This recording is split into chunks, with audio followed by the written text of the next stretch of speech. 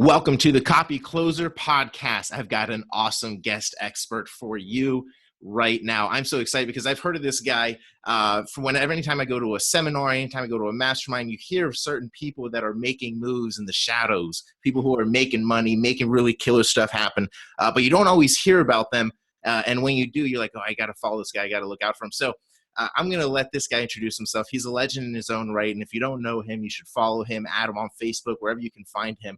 Because he's a beast at what he does. So, hey, man, I really appreciate you hopping on the show. Can you give us a nice little intro, who you are, what's your story? Let's just start who you are and welcome you on the show.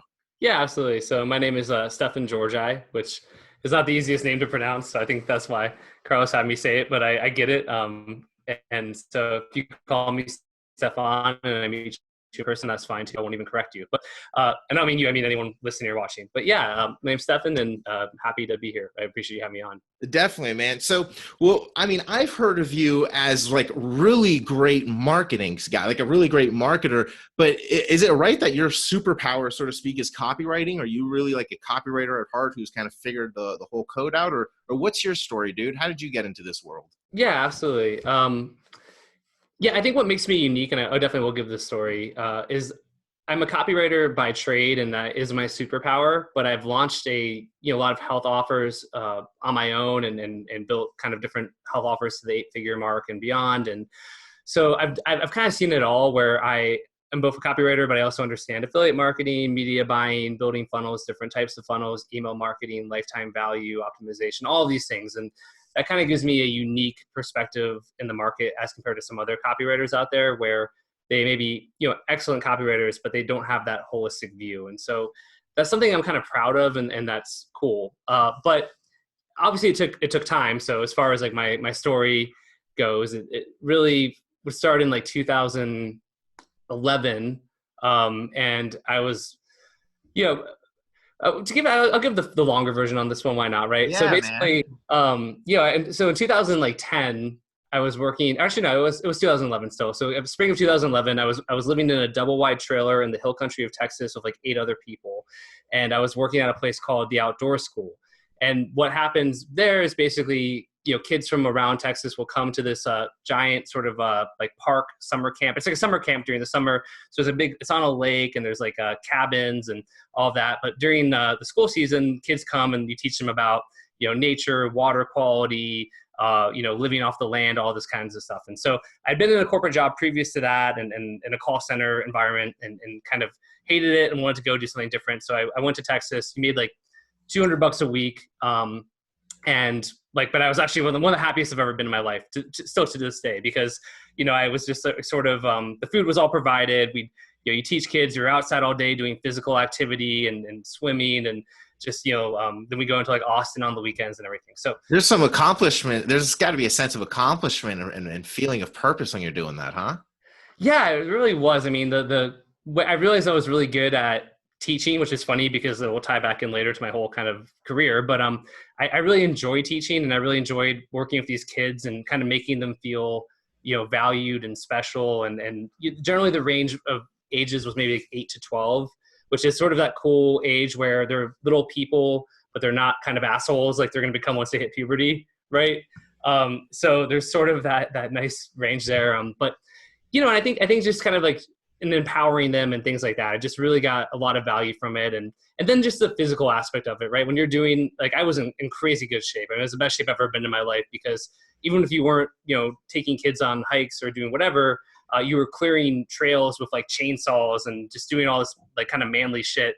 And it was just, so, you're physically exhausted, but you feel so good. You're in good shape. You're teaching kids. And then, we're having a great time on the weekends, go party in Austin or go to lakes and swim and drink beer. And so sorry, I don't mean to cut no, it's fine. Go ahead. It's fascinating when you hear that, because a lot of the times that I found some of the best copywriters, but not just copywriters, really just some of the best teachers, folks who work with kids. So I used to own a martial arts school with a buddy of mine named Vit Singh in Florida.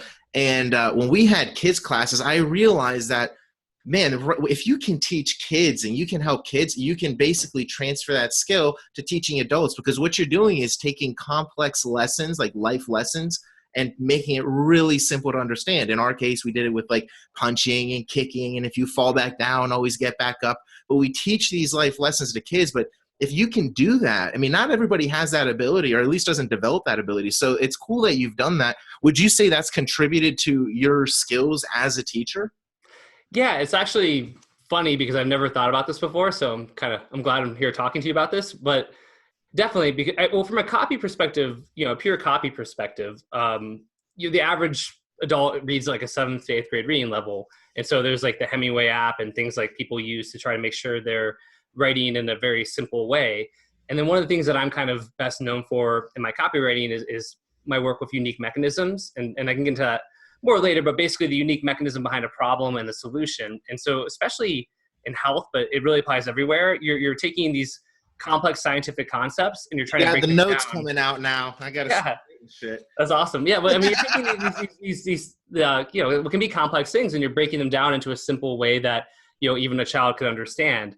And so I probably did get better at that, and this was before I'd ever written copy. So, but that probably did kind of help me to lay a foundation that would be useful for me later on in my career. So I've never thought about that, but totally, actually, it's really interesting. Yeah, that is cool. Okay, so let's get back to your story. Sure. So you're teaching here, you're doing all this stuff with these kids, and how do you transit? Like, what's the next step? Where do you go next? So, and I love writing as I'm doing that. I wrote like a novel. It's a super shitty novel. I'm not going to say the name of it or anything like that, but you got to say the name of it. Is it on Amazon? Where is it? It's on Amazon. I need to take it off. It's called Time to Go. And it's sort of this existential. Everybody go order that shit now. I like it. So I'm really proud of that because for me, it captured this period of time in my life and sort of what I was thinking, who I was. And so I'm able to look back at that, and that's actually really valuable to me. And there's some parts that I think are actually well written. But there's some parts that are very sophomoric and stuff like that. But anyway, so I always have been a writer, and I enjoyed writing. So I'm doing that. My plan is to go to work at like a fat camp in the summer, and like I think it was in Juniper, Florida. And I'm like, I'm just gonna keep doing this, and maybe there's like a career path, somewhere. But I'm just enjoying it. I'm outside. It's physical. I work with kids. I'm living my best life. Love it. But then towards the end of that semester at the outdoor school, I found out that my dad had like cancer, and it came out of nowhere. So I'd hiked up like a mountain with him and my sister, and like I guess like early April, and he was totally fine. We hiked up a mountain, and then in like late April found out he had like a stage 4 cancer and didn't have very long to live. And so I moved back home to San Diego to be with my family, to be with my dad after the outdoor school season ended, and helped take care of my dad. And it was a very difficult period, especially because it was so sudden. As I was there, one of the things I was trying to figure out what to do, and that's when I first read like the 4-Hour Work Week, and built like this drop shipping site in 2011 that Tim Ferriss has gotten in front of more people than I think anybody else. I read the 4-Hour. Everyone I know has read the 4-Hour Work Week. He's the gateway drug man, or he was, at least, and there's a lot of good stuff there. I mean, obviously there's parts of it that are kind of bullshit and parts of it that are valuable, but I think it is a powerful book in that it opens your mind to that other things may be possible. And so, I was kind of building this drop shipping site, but I had no idea about anything, affiliates. Really, I didn't know what it was even drop shipping. I don't think. I kind of just was doing it without knowing it. And, I never really did anything with that, but I'm sitting there. And so basically in, October, my dad passes away. So he was like diagnosed in like late April, passes away in October. And, it sucks. It's been really difficult for me. And I kind of just want to get away and do something for myself, because I've really been pretty much with my family nonstop and going through this difficult thing. And, Southwest Airlines happened to be having like an airfare sale that was like, super cheap, like $39 one-way ticket, stuff like that. And I had hardly any money. And so I posted on Facebook about it and was like, hey, does anybody want to go somewhere? And I have a friend from Florida who was like, hey, let's go to Vegas. I've never been to Vegas. I said, great, let's go. And we did. So we go to Vegas. We stayed at the Circus, which was like, it was like $20 a night. I seriously had like, maybe $5 an hour. Yeah. I seriously had like maybe $500, I think I had like $600 when I went, period, like to my name. And like, the first night we played blackjack and I lost like half of it. And I'm like, shit. So then the next day, my buddy's like, hey, let's go play poker. And I'm like, sure, I haven't played poker in a really long time, but I used to be pretty good with it.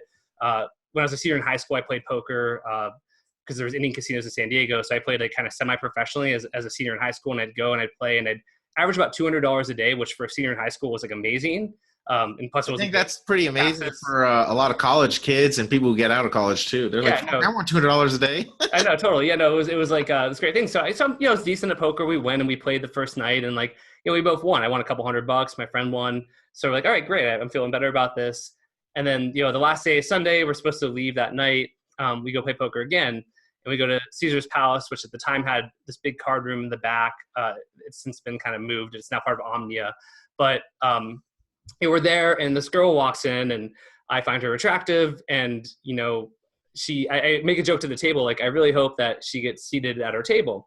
And everyone's kind of like, ha ha ha. And she does, and she's a few seats away from me, and we're playing, and then somebody asks her, what do you do for a living? And she says, I'm a copywriter. Or sorry, she doesn't say that. She says, I'm a writer. And I come in and I say, what kind of writer? And she says, I'm a copywriter. And so I'm like, that's really cool. And I get out my phone and I Google, what's a copywriter? Because I'd never heard of copywriting before in my life at that point. And so, we keep talking. We're playing poker. My friend kind of loses his money and goes home. I like move over to sit next to her, and we end up spending, that whole night together. We played poker and have drinks and all that. And then I end up moving my flight back. And so basically we formed this connection. And so fast forward a little bit, I basically had applied for a job in South Florida with a Fortune 500 company doing an outside sales job. And so I got the job. I had about a month before I was going to start it. So we spent all this time in Las Vegas playing poker. I was like winning. I got kind of lucky and placed in some tournaments. I wasn't making like a ton of money, but it was enough that I could keep living out of a hotel in Vegas, basically. And then I moved to Florida. You're like living every like 20-year-old's dream. I think. I was a kid. Like, fuck, I want to do this. Whoever's listening. It was really. I mean, it was a really special time for sure.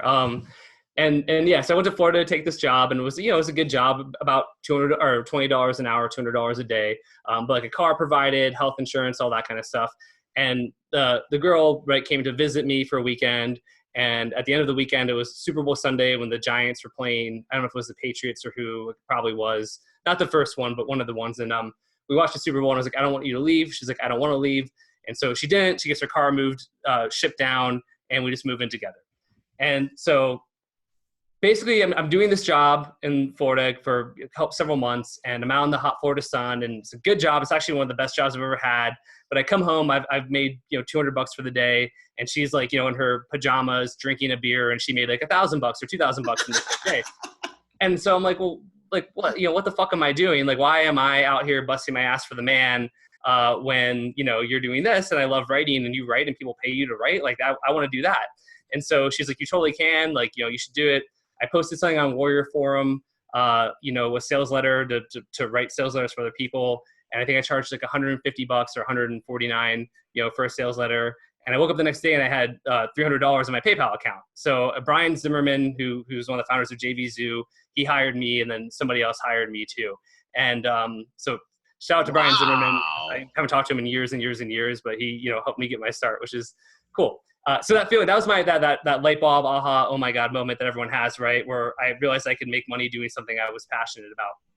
And so I did a good job on the sales letters. The girl helped me, and the girl is Laura, who's my my fiance. We have a 14-month-old daughter now together, and we're getting officially married in May. So oh my God, that's such crazy, an right? awesome story. Yeah, Congrats it's so to cool. both of you. Jeez. Thank you. Yeah, She really, saved your ass. She did save my ass, and she changed my life, right? You should just kiss her. Thank you so much. I do.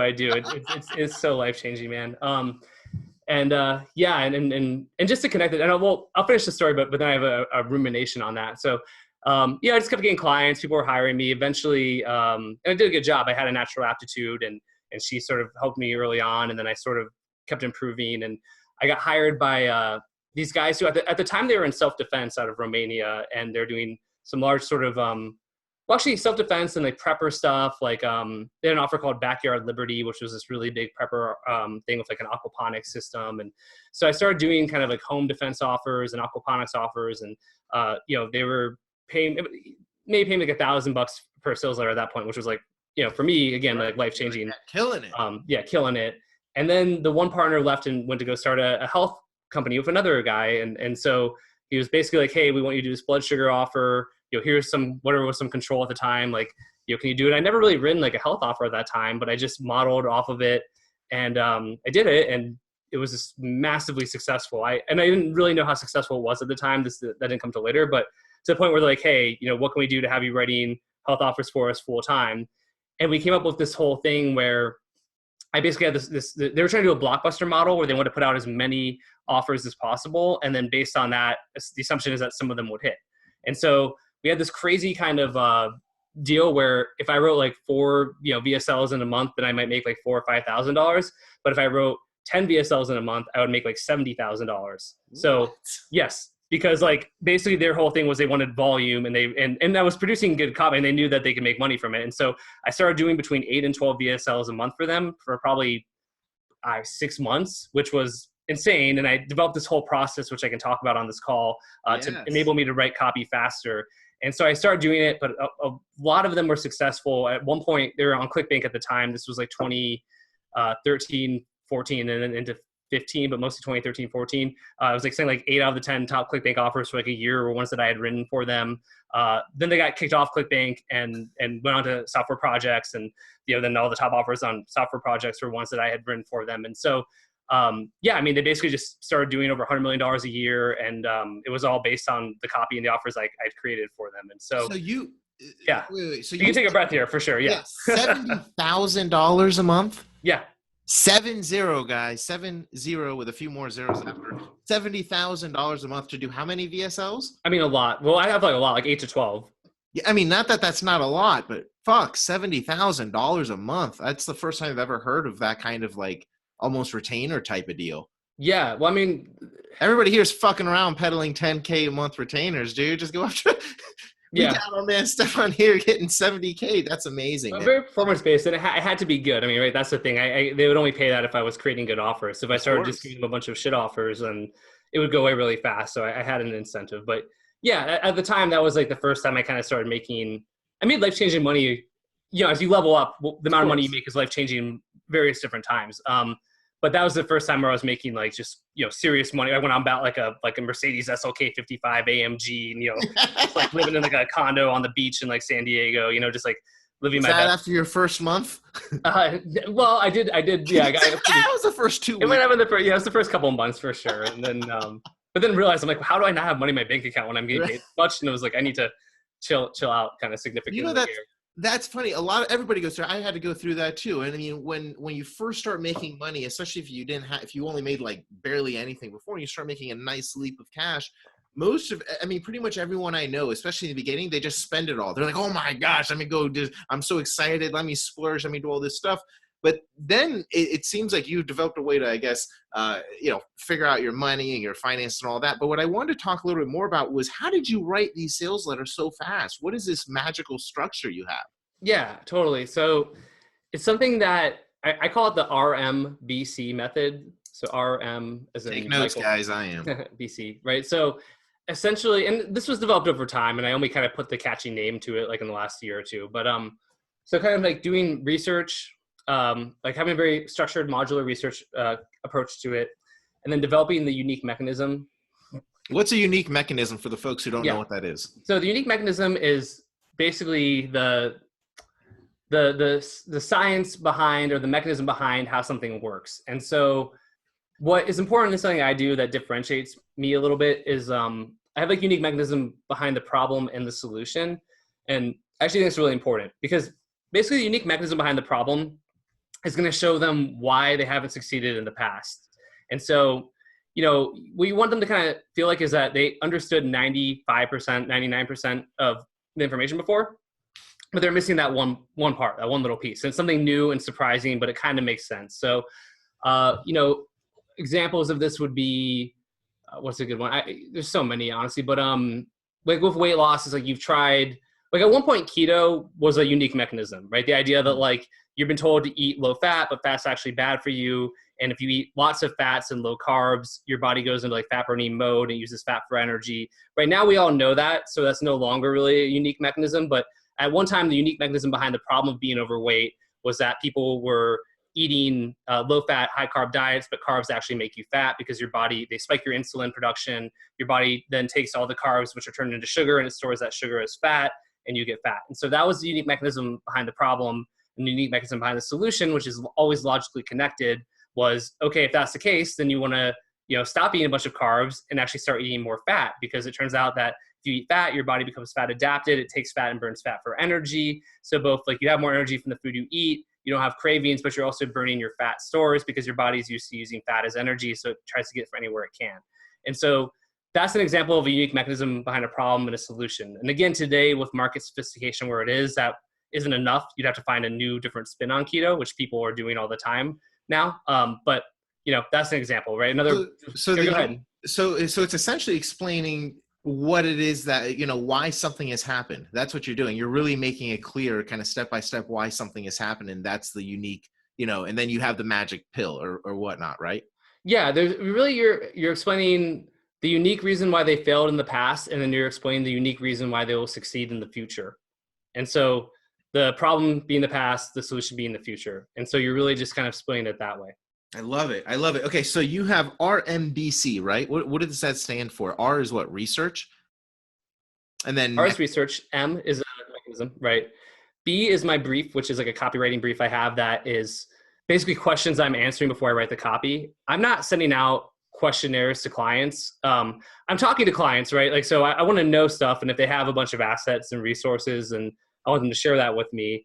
And, now the clients I generally will work with have like whole like sort of packages with like research and analytics, and here's what we did for our control. A lot of these guys are very sophisticated, but that it takes a certain level of client, right? And I charge, speaking of making all the money, right? I charge like $50,000 for like a sales letter now. Sometimes I charge $100,000. So it's like I'm charging a lot of money, but I have the track record. But also as a result of that, the client I work with now is kind of usually more sophisticated and dialed in on their marketing, because it takes a kind of high level person to be able to afford to pay me $50,000 to write them like a sales letter. Right. Right.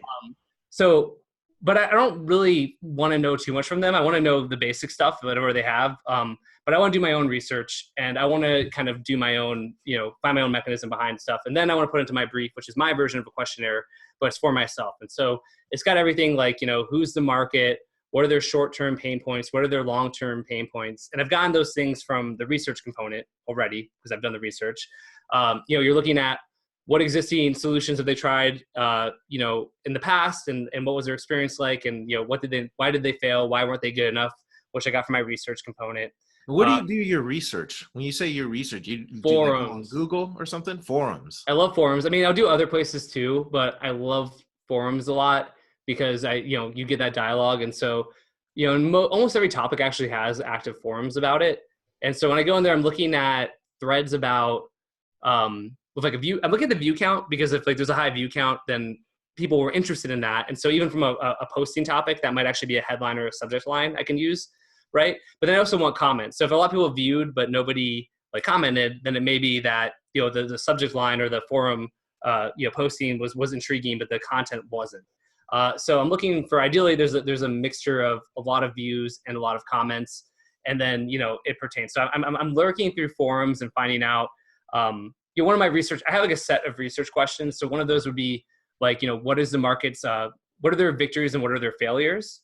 And so you can just get so much by finding that out, especially on forums. So using keto as an example, again, there's these keto forums when it's kind of like non-scale victories is what they call them. So it's like these things like, my mother-in-law was at the house, and I realized I had to, run from the shower to the room. And so I jumped out of the shower, threw on a towel, and I was halfway through the hallway when I realized that the towel fit around my stomach, and this hadn't happened in years. And I was like, oh my God, I can put a towel around me. I know it sounds really silly, but I was so happy. Right.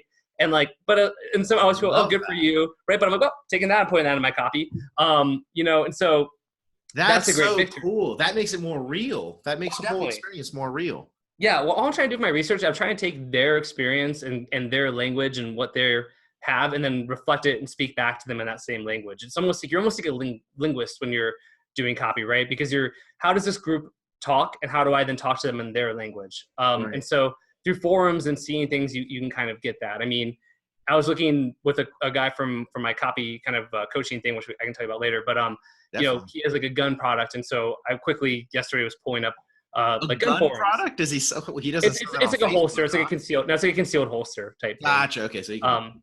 But in the forum, all these guys talk about like 2A questions, right? Which is Second Amendment, 2A. But you see it all the time, 2A, 2A, 2A. So if I'm writing copy for that, I'm just busting out 2A because then I'm signifying to them signaling to them that I know their language, that I'm one of them, that I understand. And so you just get these little things from the forums. And so, yeah, I love it. That. So you're not necessarily, so even to that point, you're really dialing into their language. You're not saying Second Amendment, maybe, right, or sometimes, but sometimes, for the most part, you'll say 2A because that's exactly, now you're talking like them. They know, okay, this person's like one of us. Yeah, he's one of us. He gets it. He's part of our tribe. And so, yeah, I think it's so valuable. And I do think that a mistake a lot of writers make is not doing enough research because they feel like it's going to be this burdensome kind of, annoying thing and everything, which like, I get it. But first of all, it never really is. You can honestly do all your research in like 3 or 4 hours. You know what I mean? It's not like it has to be like weeks of research. Right. And then on top of that, again, like, because the worst mistake I think is just assuming, not the worst, but one of the worst is assuming you know the market just because of your cursory random knowledge, right? So if I'm talking about like I'm doing a blood sugar offer supplement, and I'm like, well, people are worried about high blood sugar, and I Google like diabetes symptoms, and it's like excessive thirstiness, need to pee a lot, like tingling legs, right? But they don't really give a fuck about that. They care about all that stuff. So they care that they can't like eat cake that they want to eat. They care about how their doctor is saying that they have like gout now as well. They care about you have to go read what they actually care about, because I'm not trying to write to like the guy reading WebMD. I'm trying to write to the guy who's fucking having a crisis and wants a solution and wants like a life vest like thrown to them. And so I really think that's I guess almost a pet peeve of mine is when people don't do enough research, because it's just gonna make your copy so much less effective. Oh, I love it. That's such a great way of explaining it too. It's like they're desperate for some kind of life vest or drowning right now, and you're here throwing it to them. But before they take it, they want to make sure you're not, you actually know what the hell they're going through, right? Yeah, imagine the guy's like, our girl is drowning, and you're like, some of the signs that you're drowning are that you're waving your arms and you're feeling anxiety, and it's like they're like, great, throw me the fucking best, right? And so it's the same kind of thing of the copy, I think too. It's like you're not trying to report stuff to them, you're not trying to read off symptoms, like you're like, hey, oh my god, you're drowning. Do you want a solution to drowning? Yes, I do. Here you go. Let me show you the solution, right? And then as you're pointing up, you're like, the reason this worked is because like I had enough rope and all that. And they're like, great, I don't really care, but you saved me. Now I'm gonna do whatever you tell me, right? So I just think that's totally important. Love it. Okay, so we have RMBC, research mechanism brief, and then what is C? Is it close? It's just it's actually just copy. And so a few more things on the brief, I guess. Just I am writing out what the product is, and I'm trying to write it in detail. So that would be like kind of writing the copy for it in the brief, more or less. I'm talking about the story. What's my background story? Is it based on like a doctor or like an individual, a day trader? So that brief is almost like a copy outline of how it's going to flow. So by the time you start writing, from what it sounds like, right, just from the outside in, it almost sounds like you really just outline your copy from what it's like. You got your story, you got what's your mechanism, what's your argument. Yes. Right. So by the time you're writing, I mean, sure, you got to fill in the blanks and stuff, but it sounds like you've got the structure. You don't know. It's not like once you know where you're going, it makes writing a lot easier. A lot of times I think a lot of writers just sit there. They're like, all right, now what am I going to say? Exactly. That's what you do. They do for sure. And they're less consistent as a result of that, for sure, because sometimes it comes naturally and they do it. And sometimes it doesn't. In their head, they kind of know the structure of the sales letter that they're going to write, but then they kind of just go on these rabbit holes and then realize halfway through that they've gone in a direction that they shouldn't have. And it's just, that's one of the reasons people take so long to write copy, for sure, is not having a process like this. And so, it has a lot of the parts. It's like modular. And then for my actual sales letter and the copy, so the C of RMBC, I have a sales letter outline too, which is very templatized into basically like 6 parts. So like the lead, and I've got what's included in the lead. You've got kind of the background story. Then you've got discovery of the mechanism behind the problem, discovery of the mechanism behind the solution. You've got the product build up and reveal, and then you've got the close, and then FAQs as well. And I have like kind of almost a checklist for each section for that. So, so now I've got the story already, so I can put that stuff into the lead. I've got a bunch of interesting stuff to put into the lead. The lead is still, it's kind of an art form, but I still have a checklist for all the things I'm going to put into my lead. So it's not that hard.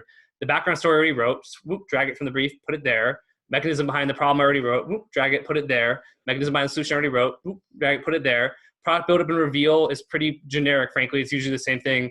I tried the out of the box solution. Out of the box solution didn't work. Had to do it by myself. Had to come up with something on my own. Found these guys who did something unique, whatever it is. Here's why it's so special. After trial and error, it now works, and product was born. And then the product portion's pretty fucking, templatized as well. If it's a supplement, made in the USA, GMP certified facility, whatever, it is, but you're good. And then the close is super boilerplate, right? It's everything from price justifications to, the price reveal, and the alternatives don't work. You dismiss them, your scarcity, there's urgency. And so that's really, so that process, holistically is helping me to, again, that's how I can write copy so fast, because I'm already doing all of the legwork on it. And it doesn't have to be that long. Again, that's the kind of the secret.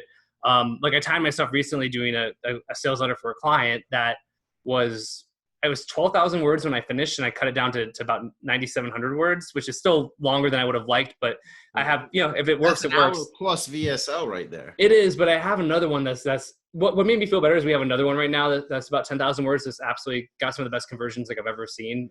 And so, Agora has a thing where it's got to be like a minimum of 6,000 words for the most part. Yeah. And generally when it's 10,000 words around, that's kind of like their magical number where they found that there's tons of conversions, right? So it's really interesting. That I believe it, because again, the problem is never the length of the copy. The problem is if your copy is good or not. If your copy, it's just like a movie, right? It's like if you're watching a really boring movie that's an hour long, then after 5 minutes, 10 minutes, 15 minutes, you're like, fuck this, I don't want to see it. But if it's a really engaging movie and you're completely captivated and just like completely invested in it, then you wish it was 2 hours. By the time the hour's done, you're bummed out that it wasn't longer.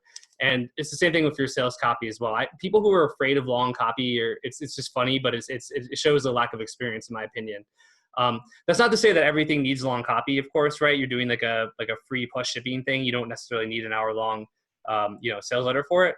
Right. Or e-com or whatever. But the point is, it's definitely not a problem. And so, but I time myself doing that. And I think, basically the total time from start to finish of the first draft was about 15 hours. And then I spent about 2 hours editing after. So total time was 17 hours. Wow.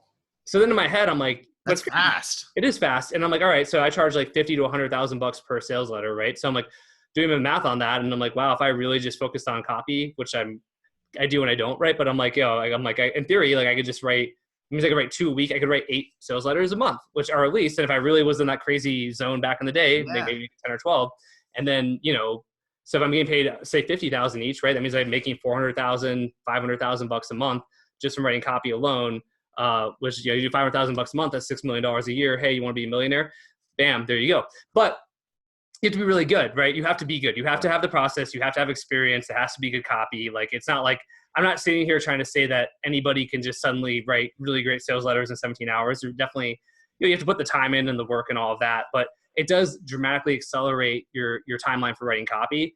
And, as a result, that's extremely valuable because you write better copy, which means you can charge more, or if you work for a company, you're providing more value, or if it's your company, then your copy is doing better, you're making more money, and then you're doing it more often. So, if you want, you can take on more clients, or because you're better, you can charge more and take on fewer clients. And, either way, it's just like a net positive for you.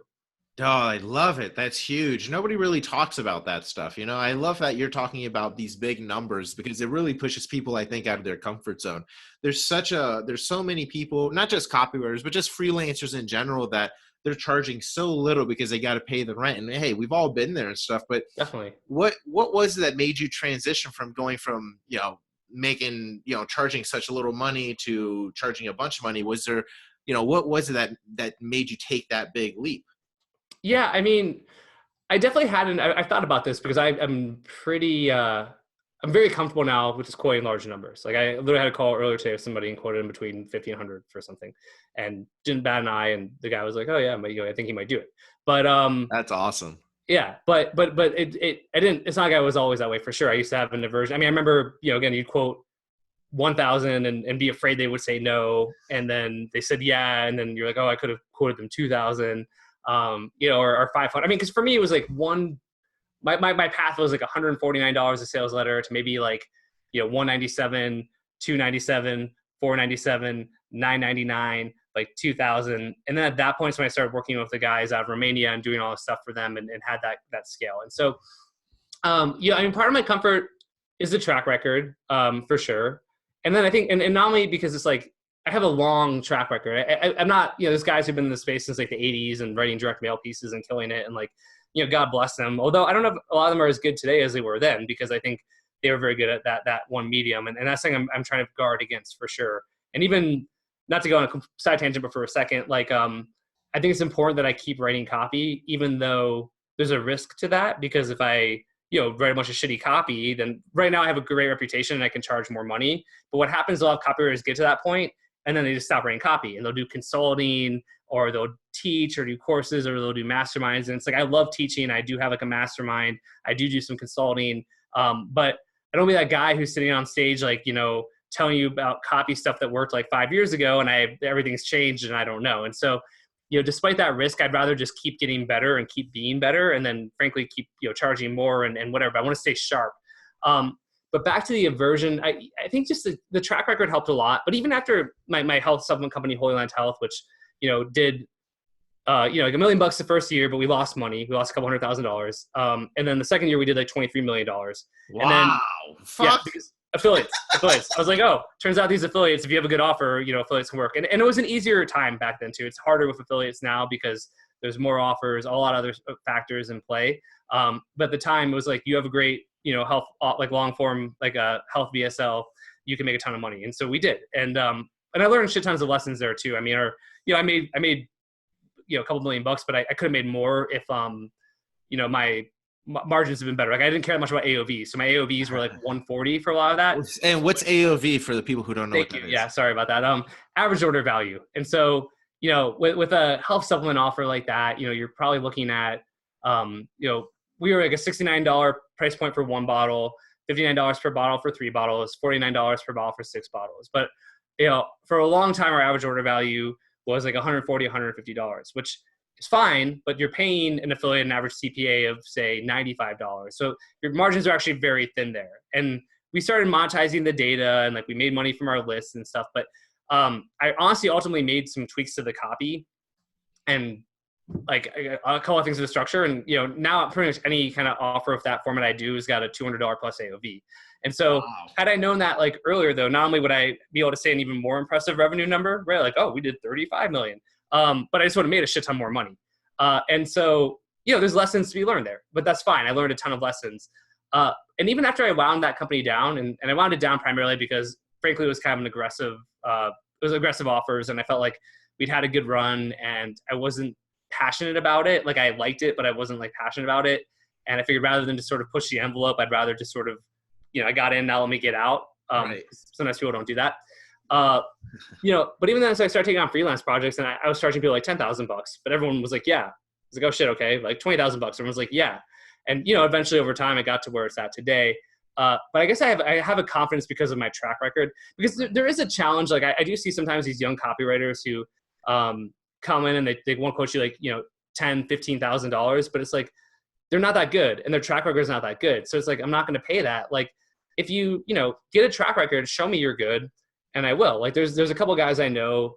There's a copywriter named Chris Wright who is does a lot of stuff for Agora. I paid him, I forget what, but a good amount of money for an offer that he did for us for something, and it's just going live now. But I thought the copy was fucking excellent.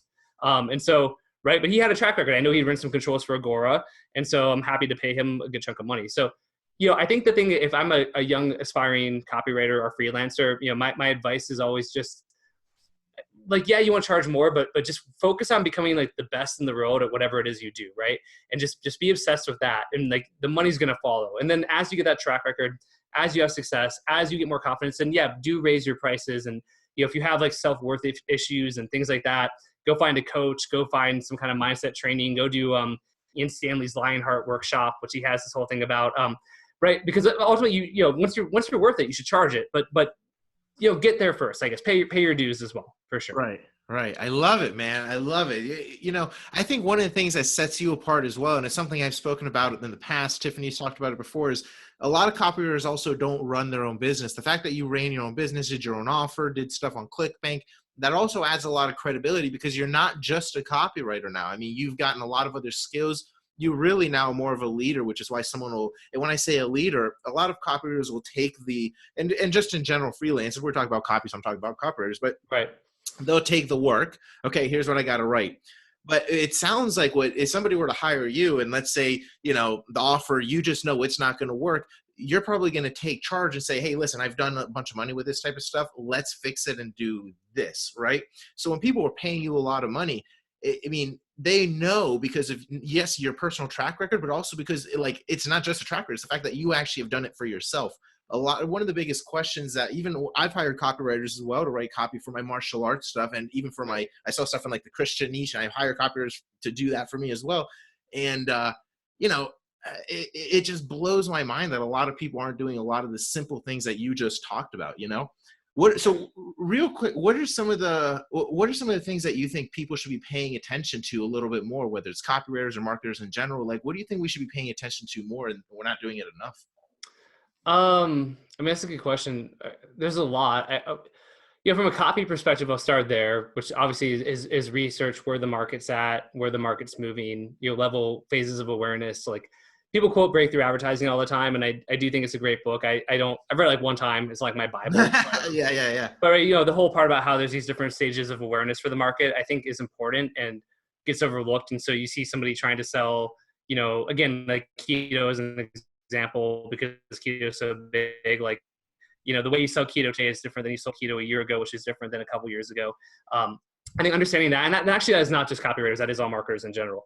I think just having the same boilerplate kind of keto offer would, is generally not going to yield you great results. Compliance is always a huge thing. So, and I mean that more from like a traffic and network standpoint. So, what's Facebook doing? What's working on Facebook right now? What's working on native? What's working on Google Display Network? People look at SMS and push, which is two other versions of your traffic. So SMS being, text message marketing, push being, for those who don't know, you go to a website and it says, hey, they want to show you notifications. And if you click, yeah, you're fucked, because now, like, not only are you getting them on your browser, on your desktop, but you start getting them on your phone. I know people are just murdering it with push. It's going to get regulated at some point. It's not regulated right now. But it is strong. But yeah, and this is for all marketers too, right? What's working now? How are people selling compliantly on these different, networks today? And then such a basic and easy thing, but a lot of guys still don't do, is not reverse engineering what your competition is doing, not looking at other funnels, not going through it. Like, dude, if you're going to start a new product in any vertical and you're not willing to pay a couple $100 to buy your competitors' products and go through their funnel, like, then fuck you, don't do it. Like, I don't mean to be like a dick, but like, seriously, like, what are you doing? Like, because you're going to invest all this money and time and all of that into this thing, but you won't spend a couple $100 to understand how your competitors are doing it. And then, and obviously look at the competitors who are good, like go to use SimilarWeb or something and see, okay, how much traffic are they getting? Where's their traffic coming from? Where does it go after they leave this page, right? Understand all that kind of stuff. Like, why people want to reinvent the wheel all the time. And it's just like, why are you doing that? All you have to do is just, look at what's working, modify it. Don't completely copy somebody. Like, don't be an asshole and just completely copy and paste, but like, take what they're doing, apply it to whatever you're doing. And like, your chances of success are going to go up exponentially. That's like the dumbest, most obvious thing, but so many people don't do that. Another thing too, actually, well, back to that, what you said about me being a leader is, I'm able to be an advisor and advise people on what's working and what's not working, and give them ideas and tell them no. That also means for me as a copywriter though, I say no to projects very frequently as well. We just had one where, this guy was happy to pay the fee, but it was like, it'd be hard to find out who it is, but basically he's like, he has this kind of offer. It's in like the personal development kind of space, but it's like, he doesn't really know who his market is, and he's not really sure what his offer is. And I've got a guy on my team who's sort of doing this biz dev aspect of it. And it's like, so maybe we could create a course for him, or we could create products for him. And then, maybe tell him what, and I'm like, I don't want to do all that. I want to work with somebody who like knows what they're doing. I want to work with somebody who's like dialed in and like has like, I know how to get traffic. I know my brand. I know what I'm selling. And now I want to launch a new product under that umbrella, or I want to revamp an existing funnel. Or saying, I want to work with people who are competent and understand what they're doing. And I get if you're just starting out as a freelancer, whether this is like, copywriting or email marketing or whatever, I get you can't be as picky. I really do. But even then, as a young copywriter, the ones where, people didn't know what they were doing, like even then you could tell, like, okay, great. And so the traffic it doesn't really help me for my career because I can never point to that offer and be like, that offer did well or not, because it never gets traffic because they have no idea. And so I think it's important that people get clear on what they're doing. But as a freelancer, I would also just be looking at, I'd be trying to be a little more selective, I think. So you're working with high quality clients as often as possible. I love it, man. I love it. So you mentioned earlier that you have, is it like a copywriting mentorship or course or something like that? Where can people learn more about that if they want to work with you, maybe as a copywriter, or maybe if they just want to hire you to do all of their marketing for them? For sure. Yeah. So the program we have is called Copy Accelerator. It's something that me and Justin Goff are doing. Justin Goff is another really good copywriter. He was a partner in the Four Patriots business, which got to, comfortable 8 figures and still is there. And he wrote a control for that, actually, which is funny because so many people have tried to beat it and nobody has. So it's one of those like the sword and the stone type things. I talked with Alan, who's kind of the head of Four Patriots, and he was like, I'm not going to name names, but like any A-list copywriter you're thinking of right now, they've hired them and nobody's been able to beat that control from Justin. And so my first reaction was like, oh, I want to try. But yeah. Yeah, but I'm like, well, maybe I don't, because let's find an easier win. And it's like, or we have this product that we don't do anything with. So I was like, I'll take that product because then, I look better. And I did a great job with it, and it increased their conversions. They had like a basic control, and I smashed it, which is great. So anyway, Justin's a brilliant copywriter, and he's really good at a lot of the back end stuff. So like upsells, increasing your AOVs, your lifetime values, things like that. And he's also a great front end copywriter as well. And so with Copy Accelerator, it's a year-long kind of mastermind. I say year-long, but the goal honestly is for people that want to stay in the program for year after year after year. But basically, we're teaching and training them on everything copywriting. So my copywriting process, very in-depth with the Rmbc method. We're looking at controls and we're dissecting them. We're taking, both my copy and outside copy and looking at it.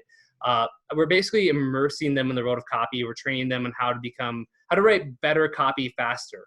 And so the kind of 2 groups in that are a lot of business owners put their copywriters into it. Sometimes business owners join themselves because they have an interest and passion for copy. And then we have a lot of like individual and freelance copywriters who, again, mostly not like super beginners, but guys who are, doing okay now, but want to get to be like that A+ level. And so there's a weekly Zoom call where we do a training. It's basically me or Justin teaches for the first hour. And then if you're in the platinum level, which is sort of the higher level, which is 4 right now, we give feedback to people as well. But it's been really valuable. We've done 2 so far. Yesterday was our second one. We do also have a Facebook group where people can ask questions. And the Facebook group's actually been kind of the big surprise for me because it's been extremely active with people asking questions about copy for sure, but even marketing in general. And you've got the owners of like, a lot of people won't know who these people are, but just like kind of name drop. I mean, we've got like 6 people from Agora, including like Joe, who's the head of Agora Financial. Wow. Always, people from Agora, and Evaldo, who's one of their best copywriters. Then you've got the Natural Health Sherpa guys, which is an 8-figure business. You've got Four Patriots, which is an 8-figure business. You've got the Healthy Back Institute, which is an 8-figure business. You've got Alvin from Trugenics, which is an 8-figure. I mean, seriously, like all these people. Oh, Alvin's the man. Yeah, love Alvin.